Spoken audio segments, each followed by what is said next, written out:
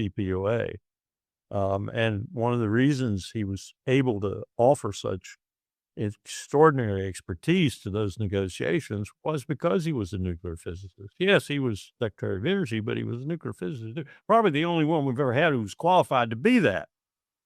And now look who we have, a baboon in one of the most dangerous departments of all, a baboon. So we're in trouble, Glenn. We're in deep trouble.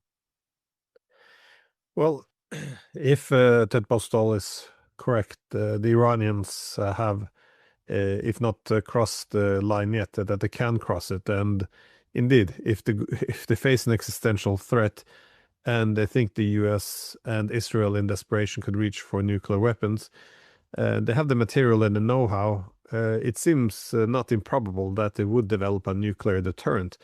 I was just wondering how you see the US and Israel reacting to this, though, because it's not as if it would be, if you see Russia or China having a nuclear deterrent, then the first reaction is, okay, we have to be a bit more restrained. But it looks as if the rhetoric around Iran that they bought into this, that is, that they're all, irrational, crazy mullahs, they want to just destroy Israel and the West. And as Pete Hegseth might think, that this is therefore, a war for God, the good versus the evil, all of this nonsense.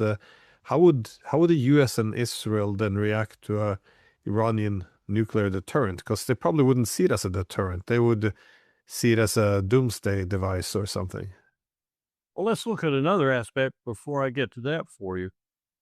This morning, and I wasn't completely aware of this, I knew there was a target list, as it were, but I didn't know how extensive and how specific it was. I saw some of it this morning.